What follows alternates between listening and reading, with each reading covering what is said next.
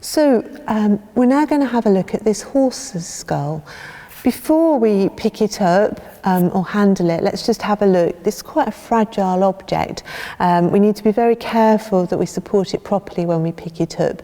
And again, I would probably use that tray method. I'd use the box lid and the tissue and carry it like that. It's also quite heavy and a bit top heavy, so being careful whilst handling it.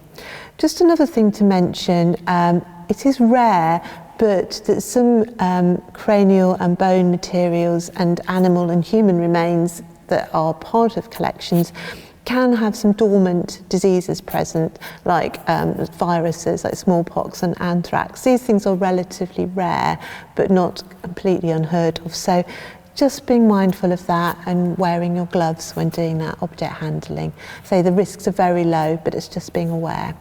So in order to clean this, we would start with that same method of using the vacuum and the soft brush to lift the dust off the surface.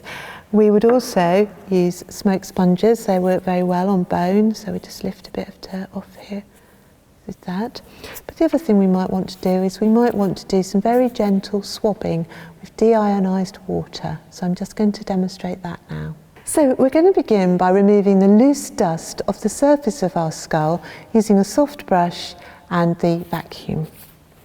We're starting at the top of the object and flicking the dust into the nozzle of the hoover.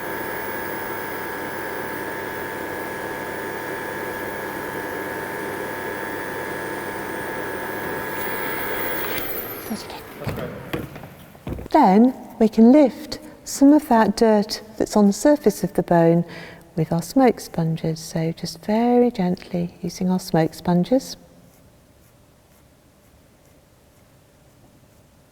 And you can see the dirt that's already accumulating on the surface there. But the other thing that we can do is we can do some very careful wet cleaning to lift some of the dirt off the surface of the bone. So I'm going to demonstrate that next. So we're now going to have a go at using some very gentle wet cleaning to lift some of the dirt off the surface of our skull. So the first thing we need to do is to make ourselves some swabs.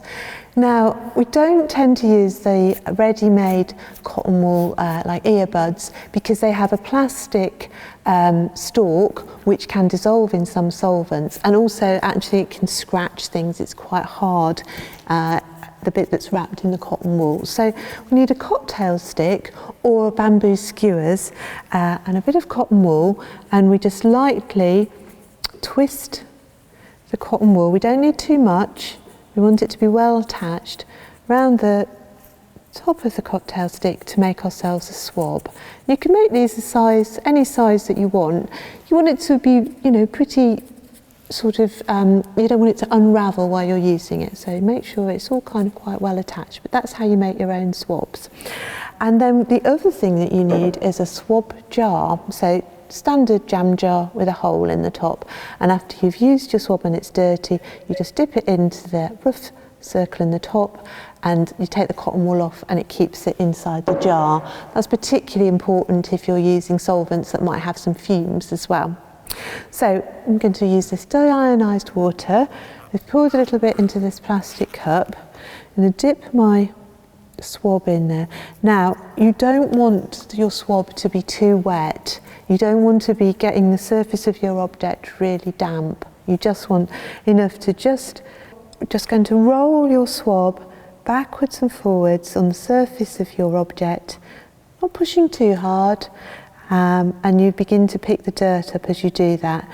And you do need to just check, particularly say you're cleaning something that's got pigment on it, that you're not removing anything from the surface that isn't dirt.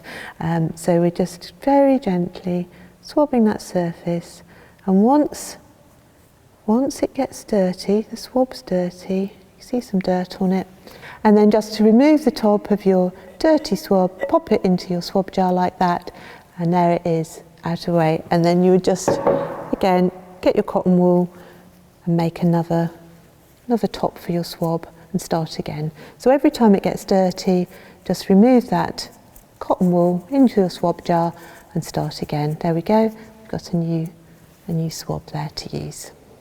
So we're now going to look at this glazed picture. You can see that I'm holding it across the bottom and at the side. Never pick a picture up by the top, because if the frame's not very stable, you'll find that the glass, the mount and the picture will all fall out of the bottom of the frame. So hold it, support it at the bottom and at the side. And now I'm just going to pop it down again and have a look. And what we have noticed is that there's a little bit of damage to the corners of this frame. So this is a really useful tool to also to have with you in your cleaning kit, an illuminated magnifying glass. So I can just have a good look and I can see the extent of the damage on that surface. It also helps me to see the surface dust and dirt as well a bit better. So the frame has also got some gilding on it. So to clean that, we would just use again the soft brushes and the hoover. So we would clean the frame with our soft brushes and vacuum. So just remove all the loose dust from the frame with a soft brush and a vacuum. But if we use the magnifying glass at the same time, it will just let us see that we've actually lifted all of that off. What I'm going to talk about is more about the glass and cleaning glass. So what we've got our deionized water. I'm going to put the tiniest drop of detergent in there, really tiny, almost imperceptible. And I've got my swab. I'm just going to give that a quick stir around. I'm not going to get it too wet. Never have a dripping swab, just sort of damp. And we're going to just roll across the surface of the glass to clean it, because it's quite dirty. Start to see the dirt, and this is a good method for any glass cleaning. So you can see there's quite a bit of dirt come off that. So once we've finished cleaning with our detergent and deionized water, we get ourselves some just deionized water without the detergent, and we very carefully use that to rinse any residual detergent off the surface of the glass. So we're using the same method over the area that we've cleaned. So again, just take your time, start methodically in one corner and move across and clean the whole of your glass. But it's worth knowing that if you're cleaning any kind of glass object, deionized water stops you getting those kind of smears and strange marks that you sometimes get when you clean glass with ordinary tap water. So we've got a print here. We look at it, it's got a little bit of foxing on the surface. You can also see that there's some areas of damage, so it's quite fragile around the edges. You'll also notice that I've taken my gloves off now and that I'm just cleaning this with clean hands, because it's much better in terms of handling it, that I've got those sort of tactile properties. You can also see that it's quite, if I pick it up by these edges, it's going to bow in the middle. So what I would do is I would put it on a piece of acid-free board before I picked it up. And then if I wanted to turn it over, I'd put another piece of board on the top and I'd turn the two pieces over together. So what I'm trying to do is minimise handling, because this is quite fragile. We wouldn't be attempting to remove those spots of foxing that you would get an archival conservator to do that sort of work, but what we would be doing is just lifting off any kind of loose dust and dirt on the surface. And for that, we could use our smoke sponges. So very gently, very delicately, just holding it down and just very gently picking the dirt off with the smoke sponge at this sort of speed. Just cleaning that corner. You can see there's actually quite a lot of dirt coming off onto the sponge. Lifting the dirt off, checking that we're not taking the surface of the object off, just the dust and dirt. Very slowly and carefully. You can actually see quite a lot of dirt has been lifted off in those few seconds doing that. So that's the sort of speed in which you want to do that. Just very, very carefully, working your way methodically, avoiding these edges that are torn, but on the more robust parts of the document, lifting the dirt up with the smoke sponge. But you can really see that's very effective at picking that dirt off. If you were doing this on a document that had ink, if you were doing it on and you found that that was coming off onto the surface of your sponge, then stop immediately.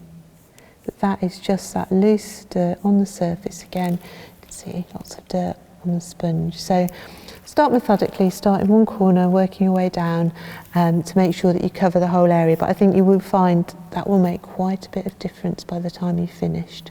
So I'm just going to talk to you about the hazards that you might find in collections. The risks are low, so please don't panic, but it's just about using good handling practices, wearing gloves, washing your hands, not eating or drinking when you're working with collections, and being aware where those hazards might actually lurk. There's a really useful e-learning tool on hazards in collections on the Museum of London website, and we've provided the link for that. It tells you where you're likely to come across hazards and what to do if you find them. We've talked about a natural history specimen like this duck can have arsenic present, which has been used to deter insect pests, or mercury for the same purpose and to preserve the fur and feathers. You also can have residual pesticides in other materials that have in the past been maybe treated for something like woodworm. The materials that were used for those processes in the past were very toxic and are now banned, things like DDT and lindane, but they can leave some residue. So that's why it's also important to record the treatment that you give a collection or an object, because in the future we might find out that that was something hazardous, and we need to be aware in the future that we might be handling something where those chemicals are present. There's also hazards that are related to the nature of a material. So where we've got radioactivity, we might have radioactive geological specimens, radium paint that was used to make luminous numbers on the dials on things like aircraft dials, on watches and clocks. Gas mantles, those fluorescent gas mantles are radioactive. If you've just got one in a cottage display in your museum, that's fine. It's where you have them en masse, where you might have dangerous levels of radioactivity, for example in a gas museum. And then the other way that you might have problems, so you might also have things like poisoned arrows with poisons on the tip. It's very much about making sure those things are very clearly marked. We might not actually know the nature of those toxins, and that they're carefully stored. Or where you've got animal and human remains, where you might have some other viruses still present within those. And finally, it's about the way that materials deteriorate. And perhaps the most famous of those is asbestos. As the fibres break up, they can become embedded in the lungs and cause all sorts of really dreadful diseases. The kind of places where you might come across asbestos in collections are in things like the ends of ironing boards, in the filters, in Second World War gas masks, in brake pads if you've got old vehicles in your collections. So it's about very much being aware of the areas where you might encounter it. There's also asbestos present in some plastics, and plastics themselves can be a source of hazards. Some of the plasticides are toxic. We don't always know what they are, but if you've got a sticky residue, a sticky surface on a plastic, then that is the plasticides are coming out, and you don't want to be handling that. You again isolate the object and get some expert advice. Just one other thing to be aware of is about cellulose nitrate film. As it deteriorates and as cellulose acetate film deteriorates, they both give off fumes that are very bad for our kind of lungs and can cause dermatitis as well. In terms of cellulose nitrate film, it's also extremely flammable, and when it burns it creates its own oxygen, so it's very difficult to put that fire out. So particularly if you get those sort of metal canisters of film, gases and fumes can build up in those and they can become quite explosive. You can minimise that risk by keeping them in cool conditions, but hopefully that's not something you're going to come across. As I say, exposure to hazards in collections is rare, and you can take precautions to protect yourselves, but it's just really being aware. Just a final thing as well is just to be aware of things like mercury, which you get in barometers, sometimes on the back of older mirrors, and lead. So lead in paint up until the 1990s, so it can be in all sorts of objects, and just lead artifacts as well, so children's toys and things like that. So the final hazard that I'm going to mention that is something that you might well come across is mould. And mould spores can cause a lot of sort of breathing and lung problems, particularly if you're asthmatic. If you're exposed to a lot of mould, you can become sensitised to it over time, and then it can make you very poorly when you're exposed to it. So if you are handling objects that are mouldy, make sure you wear gloves, make sure you wear a mask with an FFP3 filter that is actually effective against mould spores. So although mould is relatively common, don't underestimate that it is really quite hazardous, and I'm putting a link to some additional information about that for you.